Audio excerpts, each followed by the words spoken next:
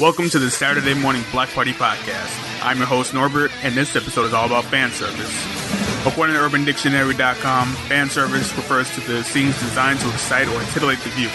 This can include scantily clad outfits, cleavage shots, panty shots, nude scenes, etc. And some broader definitions also include things like cool mecha, big explosions, battle scenes. Basically, if it has little plot redeeming value but it makes the viewer sit up and notice, it's probably fanservice in one form or another. Now today we're going to focus more on the narrower view of fanservice. We're going to talk a lot about why shows do fan service, and we're going to talk about the differences in Western and Asian animation in terms of the culture, like why you see so many naked guys in Western cartoons. We're also going to talk about ways fan service could actually help a show, and we're going to talk about using nudity and sex in a TV show without it being fan service. Now, if you have problems listening to conversations about sex and nudity and tentacles, then this episode probably isn't for you. But if you got a bit of a strong stomach, then enjoy. Here to help me this week is my co-host, Poppy Hughes.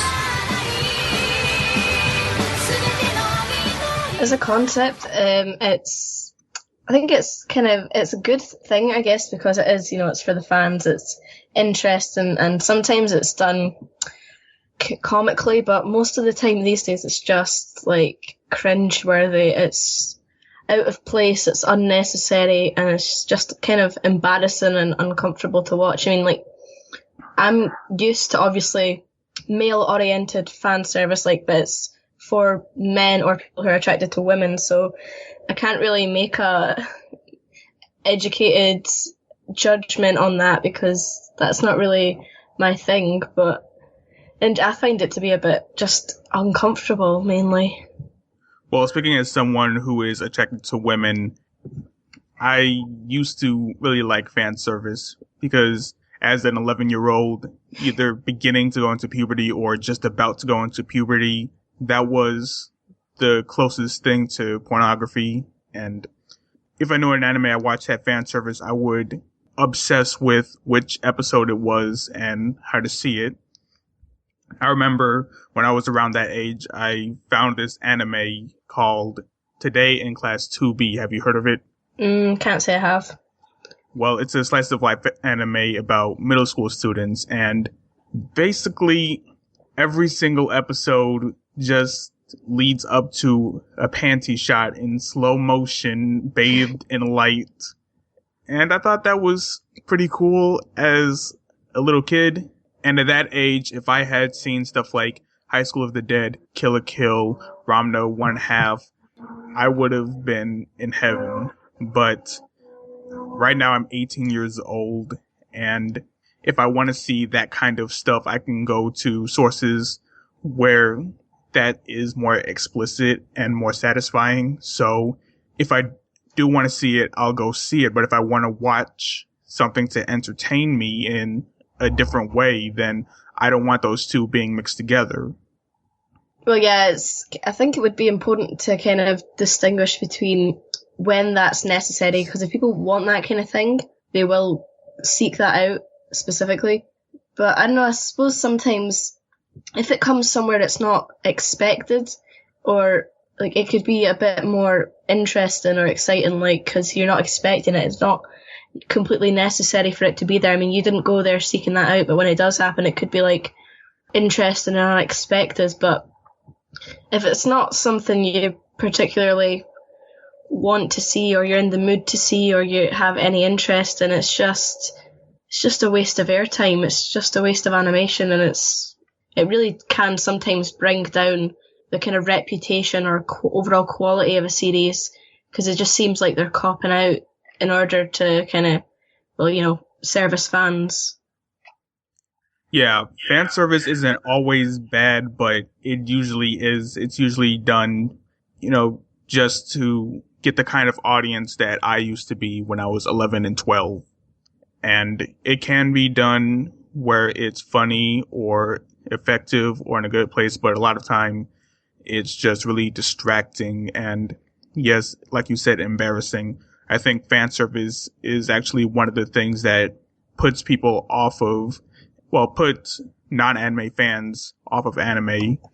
No, sometimes I just think it could be handled better. Like if there is an opportunity, like if there's a part in an episode where something has to happen, like in order for the plot, like for somebody to like fall over and have their underwear exposed, like in the episode of, it's one of the first episodes of Kyodan, and one of the characters like falls over on stage, and she's like, the idea of it is like she gets embarrassed, like she's supposed to get embarrassed, so she falls over, and there's like a panty shot, but you don't actually see the panty shot, you see a rice bowl that has like the stripy pantsu pattern on it, and that's to insinuate that she's fallen over and like her stripy pants are on view to the audience, and that was hilarious, and that was done fantastically. But you got the message across, and it didn't seem kind of like sexy, because these characters aren't meant to be sexualized. Like, this isn't that kind of story, so that was handled really well, and that was hilarious.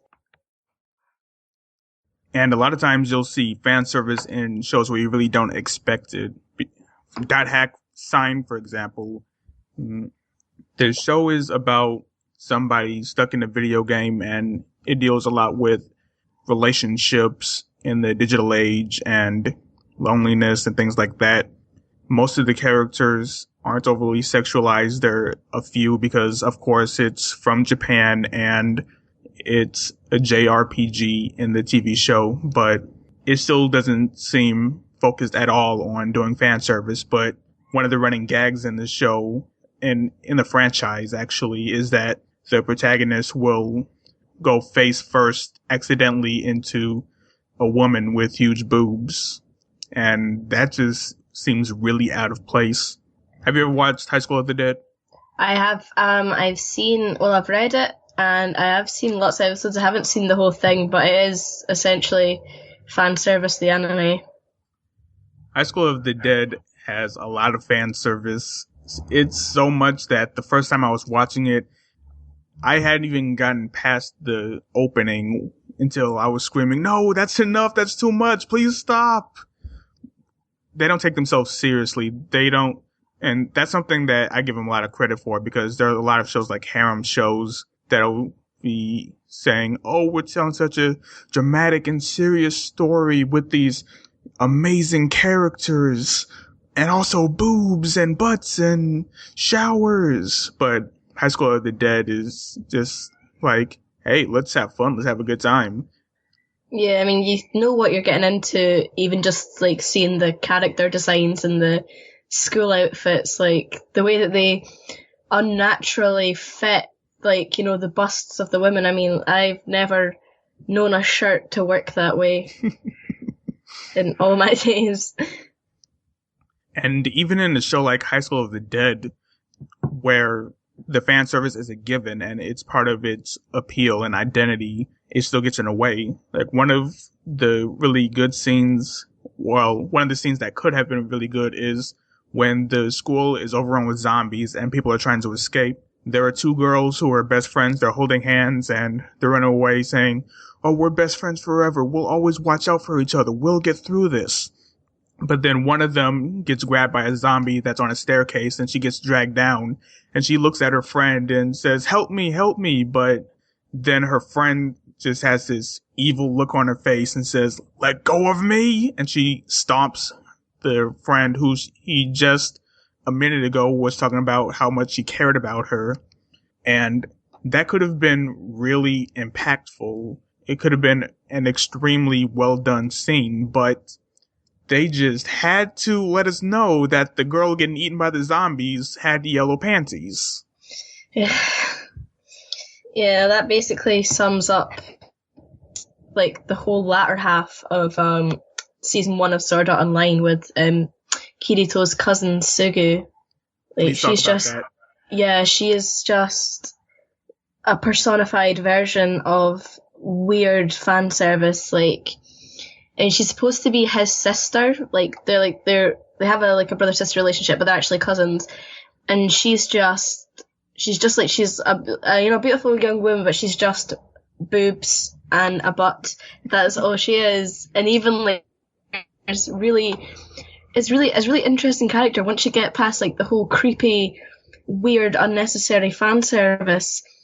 She's kind of into her cousin, and she's like in love with his online, his Alfheim online character, but she doesn't know it's him, and that's kind of really weird. And she tries to address this to herself. She's just like thinking about it. She's trying to comprehend this, but it's just her bouncing about, like she's like crying, like even when she moves, any movement, her boobs just go like in the opposite direction, and it's like it just makes no sense, and it completely ruins it because she could have been such an interesting character, but she's so sexualized, and she's got, you know, the token high voice and the oh Nia, she's just so annoying. Oni-chan, daisuki, Yeah, daisuki. exactly. That's just all she is. Yeah, she really bothered me a lot too. And season 2 of Sword Art Online is currently airing, and the fan service problem still exists. Yeah. The new character in Sword Art Online season 2 is Sinone, and she's supposed to be one of the best players in the game. She's supposed to be really strong. Well, at least her persona in the game. And she's, I believe, around 14 years old in the real world. And in the game, she's got this really skimpy outfit once you realize that besides her pads, protective pads and whatever, she's not wearing much. She's basically wearing booty shorts, and Yeah. and she's not even wearing panties under it. The reason I know that is because this show feels the need to show us her butt crack every other episode. No, she's like, her outfit is like reminiscent of Black Rock Shooter. I think it looks a lot like Black Rock Shooter with like the way shorts, and it's basically just like a bra with some kind of midsection. Yeah, it's kind of inappropriate. I mean, like when I speak to people about Sword Art Online, I'm like, oh, have you seen, you know, the second season? They're like, yeah, oh god, the fan service, man, the fan service. Like, it just ruins the fan service. I'll never say that Sword Art Online is a bad show, but it is just really easy to make fun of, and season 2 is even more fun to make fun of than the first season. Yeah, and Sword Art Online Extra Edition as well was just like kind of cringy because it had all of the female characters in their swimsuits, and then Sugu had that, you know, the middle school swimming costume, like, you know, the one that they have to wear at school, like just kind of reinforcing the whole schoolgirl thing, and that was just really uncomfortable. And I was talking with you about Sword Art Online before, and apparently in the light novels there's a graphic sex scene between... Yeah, 16.5. Yes, please tell us about that. Oh man, it's just basically, it's kind of intense, but because I really love Kirito and Asuna as a couple, like I didn't have any problems with it because aside from that one thing, she is never sexualized. Like, she's not like considering this is she's a female in an MMORPG, her costume's pretty modest. Mm-hmm. And yeah, the scene is just basically them consummating their relationship, I guess. But I was like, I don't know, it didn't bother me because of their relationship, because they were like, you know, they were in love and they got married and stuff, so it wasn't that horrifying, but that was interesting. It was a nice kind of interlude between the Sword Art Online arc. And I don't know if it happened in the light novels, but there's a very infamous scene in the first season of Sword Art Online where Asuna is taken captive by this pedophile who wants to marry her even though she's in a coma. And she tries to get out. She goes to this console thing inside of the game, and she's just about to get out, but then a couple of the scientists who work in the game come in, and for no good reason at all, there are these slug, slime, tentacle monsters, and it's heavily implied that one of them is about to tentacle rape Asuna, and why would you put that in there? You did that just so you could have tentacle rape in your show. There's a million ways to do that without tentacle rape. It's disgusting. It's like there was another scene with Silica, you know, the token lolly character, you know, with the pigtails, and she was like in love with Kirito. There was like a tentacle-esque scene when they were going to revive Pina, which was just completely unnecessary as well, and she was exclaiming, you know, lolly catchphrases 101. It's just awful. It's just, I don't know, it's just really inappropriate. I mean, I don't remember coming across any of these scenes in the light novels. I mean, they may well have happened, but it was disgusting. And that whole arc with that pedophile guy, that fucked me up, man. That was awful. that was intense. I was actually horrified. I was so scared watching that, because he was intense. I mean, I think that was just good writing of the villain, because he's supposed to make you feel repulsed. But that was heavy. I think it's worth noting that when Sword Art Online was created, the person who made it was 15 years old, and I think that reflects a lot in a lot of the story and characters. I didn't know that.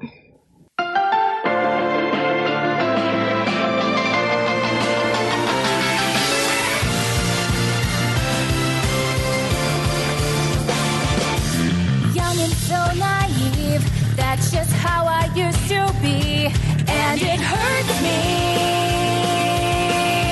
to know that I was so afraid of the obstacles that always stood in my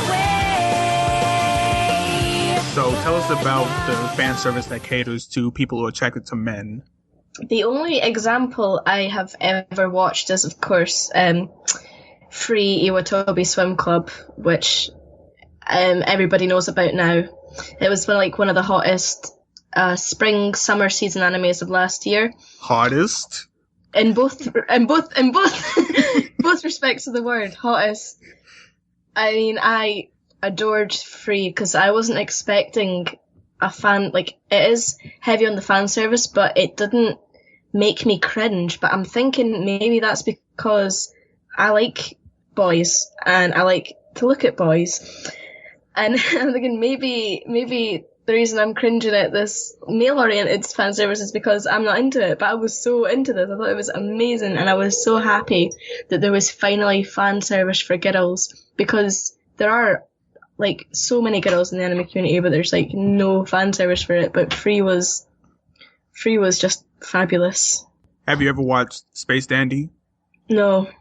Well, it seems to me that Space Dandy is the closest thing to equal opportunity fan service, because on one hand they have Boobies, the restaurant, which is Dandy's favorite place to eat. It's like Hooters in space, and you get stuff like that during the show. But other times you get stuff like showing Dandy's butt in the shower, and a lot of stuff focusing on the Dandy booty.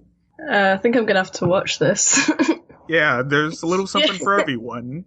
I like that. I appreciate that. I don't know if there's, I'm just trying to think, I don't know if there's any kind of male-oriented fan service in Free. I mean, there's, of course, Go, who's Rin's sister, and she's very beautiful, but I don't think she's sexualized. She's just boy crazy. I mean, she's just all of us embodied into one person. She's just like, and she totally objectifies all of the boys, which is really interesting to see because it's usually the other way around. And there's the really overly attractive teacher, and there's one instance where they find her old modelling photos, but I think that's it in terms of female characters. Just really nice slow motion shots of like Haru getting out of the bath, and then you're like, oh, are we going to see the goods? And then he's wearing swim trunks in the bath. Yeah. You know, something I noticed a lot in Western cartoons as compared to Japanese cartoons is that you'll see a lot more nudity from males in Western cartoons. You'll see guys getting pranked. You'll see guys mooning. You'll see guys streaking or in the shower. I've lost count of how many times I've seen Dexter's butt from Dexter's Lab. So why do you think that is? Why do you think it's different here? Well, cartoons here obviously are for children. I mean, anime has an audience of all ages, whereas cartoons here there's the stigma that it's for kids, and they are made for kids on kids' channels. And the male form isn't considered like sexy, it's more comedic in cartoons. I mean, especially with like when they have like the physique of Dexter. It's just kind of funny. Like, it's really funny to just see like their bum. Like, because I don't know, I think I say this a lot, but I just think boy bums are just silly. They're really silly to look at. They're really funny.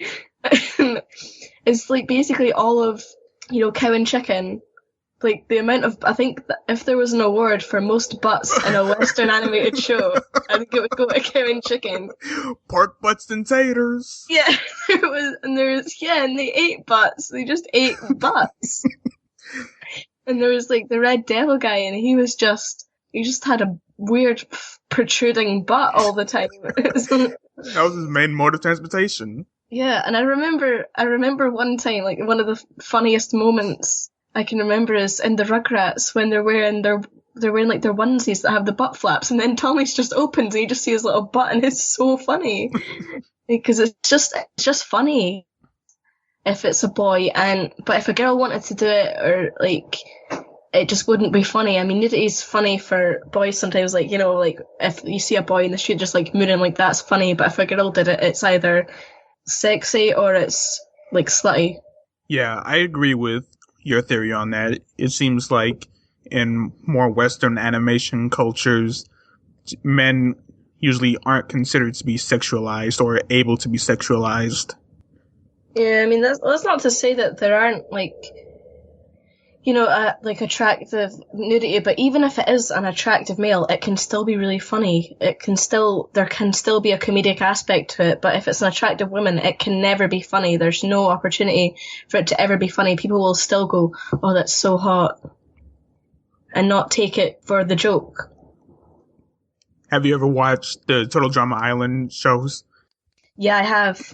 There is so much male nudity compared to maybe one female nudity in the original series or season.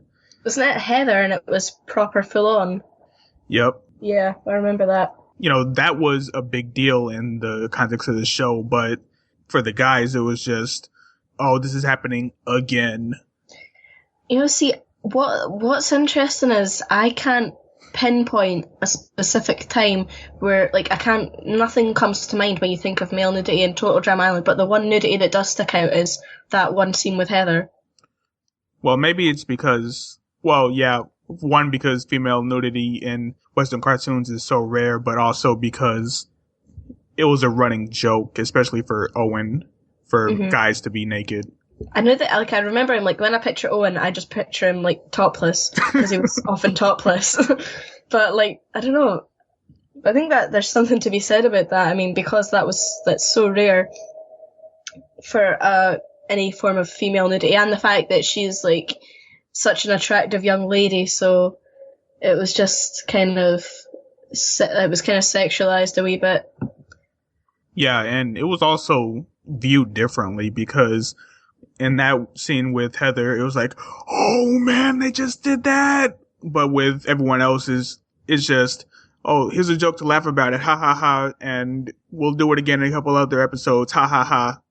Yeah, didn't that guy, I can't remember his name, but the guy who wears the burger t-shirt and has the glasses and stuff, but didn't he go like, boobies, when it happened? I'm pretty sure, like, I remember him saying it. No, it was like the diary room thing. He just, like, there was just a clip of him going, boobies. Wow. I remember that. Now, I'm going to ask you something because you are someone who's attracted to men.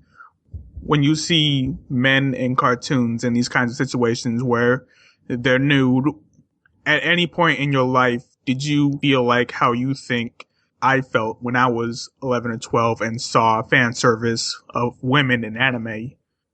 Right. I'm not a very good example of this, but me specifically, I was like, yes. But I know that if you ask any other girl, it'd be like, No, not really. I mean, as a generalization, no, I can't see that happening because it's so common and the male form isn't sexualized really, except for, the reproductive organ here and there, but that's it. And, I just, like, for me, like, I like to see topless men and bottomless butts a lot. But then again, it was never for the sake of to be aesthetically pleasing. It was always for the sake of comedy, and it's sometimes difficult to, especially when you're, prepubescent, it's kind of difficult to draw an attractive aspect of it from the comedy because it's just a joke and nothing more. That's a good point. In your opinion, what are some good ways that fan service can be used? Fan service directed at either audience, people who are attracted towards men, people who are attracted towards women, or both? I think for comedic purposes, it can be brilliant, like that one K-On scene and, Dexter's butt. It can be for the purpose of comedy, nudity can be really funny, and like, fan service, it can be really funny. And I like it when it's used in that aspect, but I don't know if there's really any kind of way to go about it without it being like, without getting some groans like, oh, here we go. But just, everything in moderation. I mean, especially if there's like a character, like, I'm gonna use, Levi from Attack on Titan. Mm-hmm. He's beautiful. I mean, we all all the girls, we all fancy Levi. And because there's this big hype over him and everybody really likes him, but of course there's not really any fan service about him in the show. If there was this kind of built-up desire for it, and then one time there was one minor bit of fan service, that would be good because, it was kind of coveted after. If it's just kind of there from the start and consistent all the time, it's not exciting, it's not thrilling, you're not really looking for it, you don't get enough time to want it. I personally would like to see more nudity in cartoons, except have it without it being sexualized or have it without being fan service. A good example of this is in Wolf Children, Ami and Yuki, because this movie is about a woman who has 2 kids and they turn out to be wolves. They can transform. And in one of the scenes, she's feeding her baby because she just gave birth and she's breastfeeding, and for maybe a second or two, we see a nipple, but that's not a huge deal. The movie didn't think it was a huge deal. It's not like they were showing her nipple every other scene. It was just something that fit in with the context of the scene and of the movie, and they just moved on with it. I think that was really mature. That's good. That's important. Like, just breastfeeding in general, that's important. Like, there needs to be more kind of... Okay.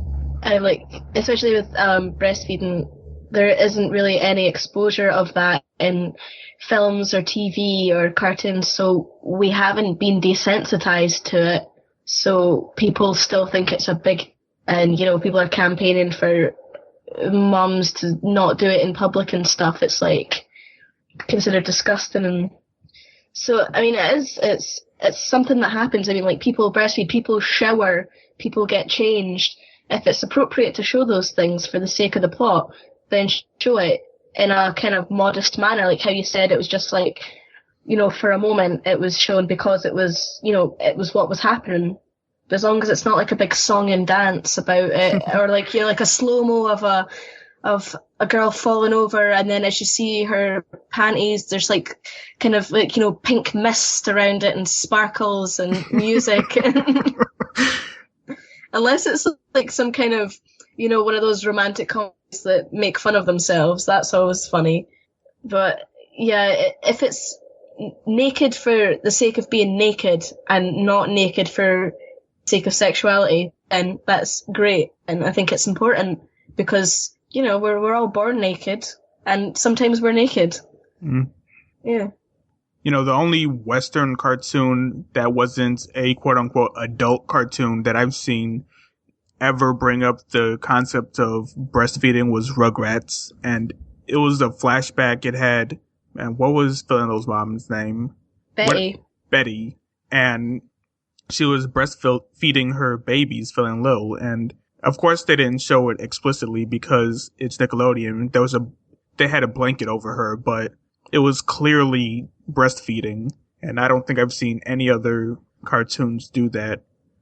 Yeah, there's another cartoon, like, in terms of dealing with, like, you know, kind of weird themes, is like the Canadian cartoon 16, which I love, and there's scenes where, like, the female characters, like, somebody will see them naked, and then it'll be like, characters aren't sexualized, even though they're, like, attractive. They're all attractive people. The girls are all attractive, but these things happen, and it's just like, it's not sexy. It's just, like, embarrassing and funny.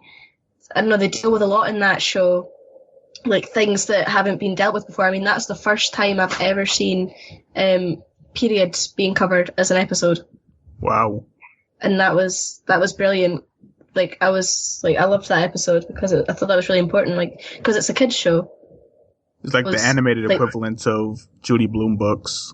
Yeah, they covered, and it covered an entire episode, and it was brilliant.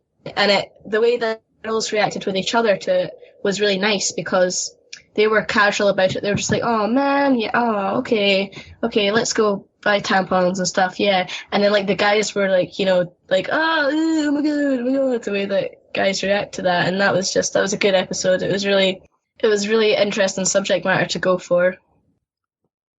And going back to the nudity when it makes sense, there's this recent show called Knights of Sidonia. It's on Netflix, and in the universe of Knights of Sidonia, humans are genetically modified so that they can photosynthesize. They only need to eat 1 meal per week, but to photosynthesize, they need their skin to be exposed to the sun. So a lot of the times they'll be naked.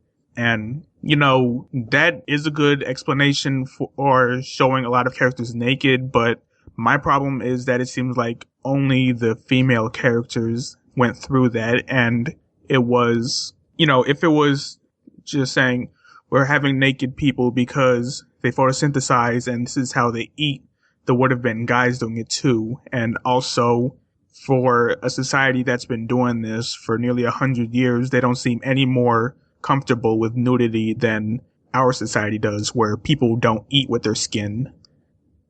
Yeah, I mean, I think they could have at least, like, taken the Black Bullet route with that. Have you seen Black Bullet? No. Well, basically, like, there's some children are born a certain way, so, like, they're basically, like, kind of ostracized by society. And it's basically an excuse, like, one of the rules of it is an excuse to have an endless army of female lollies. So the rule of it is, like, if a baby has this thing, they will only be born female. And I was like, oh, no doubt, of course. Only be born female, and they will, like, they look young forever, basically. And it's like, right, okay, so this is just an excuse to have a bunch of kick-ass lollies. Mm-hmm. But they actually built that into the plot, like, no, it's the reason, no, those are the rules. Those are the rules, I'm sorry, I mean. I think a lot of the time fan service is used as a crutch for when a show is just really not good on its own merits. One of the ways to judge this is to ask yourself, if this show had no fan service, would I still watch it?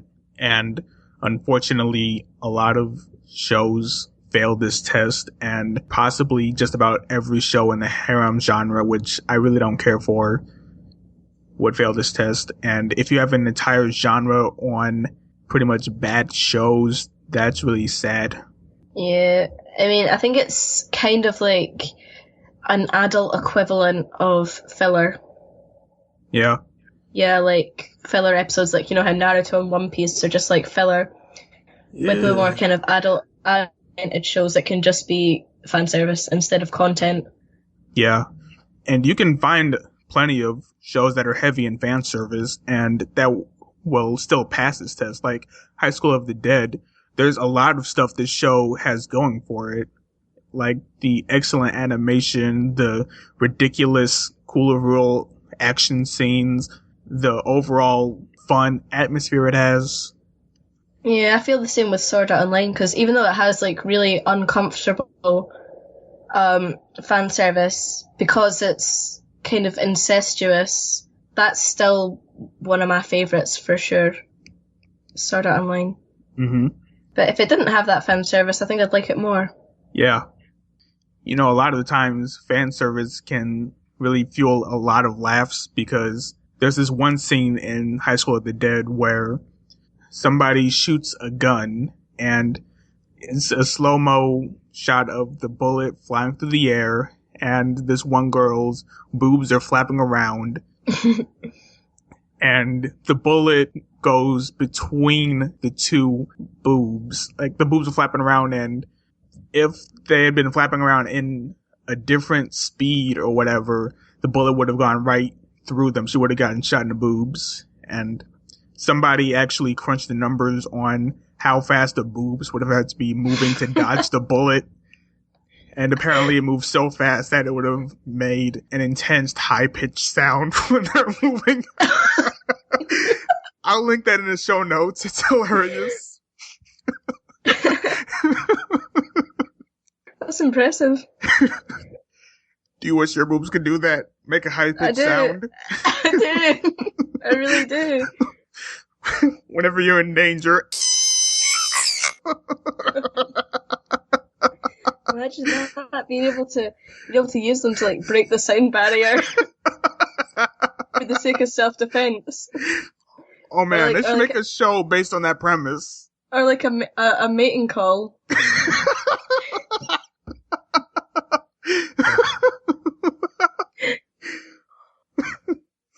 That was beautiful. Do you have anything else to add? Just, it's just kind of, can we just have shows that don't have unnecessary fan service now? Or more naked boys. We should put that on your gravestone. More naked boys, Poppy Hughes. Yeah, more naked boys. more naked boys, please.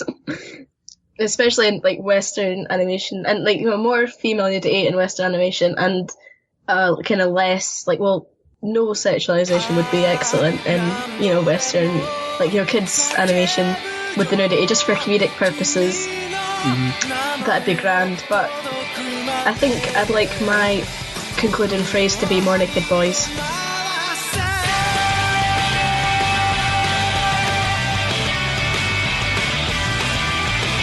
And that was our conversation on fan service. Some footnotes. First of all, when I said that Dot Hack Sign had the running gag with the boobs, it was actually Dot Hack Legend of the Twilight. It's a different show, and I got up to watch that too. By the way, there was a Hot Spring episode I was obsessed with when I was 11 years old. Also, the other anime I mentioned, it's not named Today in Class 2B or whatever I said. It was Today in Class 5-2. And something that I didn't think of until after we finished recording was the show Gintama. It is my favorite anime, and besides a couple jokes where they were making fun of fan service, I don't think they ever did sincere fan service targeted towards people who are attracted towards women. I think the very closest thing is when some kind of goddess character came and she was naked and the police immediately arrested her for indecent exposure. There's a lot of naked men for comedic purposes throughout the show. I mean, a lot. But one of the show's ending credit sequences is just sincere fan service because the entire thing is the male cast being shirtless. And I'll link that in the description. Now for the music we used in this episode. We started off with High School of the Dead by Kishida Kyodan and the Akeboshi Rockets, or the Akeboshi Roketsu if you're either Japanese or weeaboo trash. And then we used the first opening to Sword Art Online, Crossing Fields. And this is actually an English cover, vocals done by Rickatoo, lyrics done by Sapphire. And lastly, we're using Signal by Kelun, which is the 7th ending credits to Gintama, which is the ending where all the guys are shirtless. You'll find links to listen to all of these in the description. Please don't forget to subscribe. We are the Saturday Morning Block Party Podcast. You can find us on Facebook. You can follow us on Tumblr at SaturdayMorningBlockParty.tumblr.com. You can also contact us through email at SaturdayMorningBlockParty@gmail.com. Make sure you tell your friends, favorite, like, share, whatever. Thank you for listening, and we'll see you next time.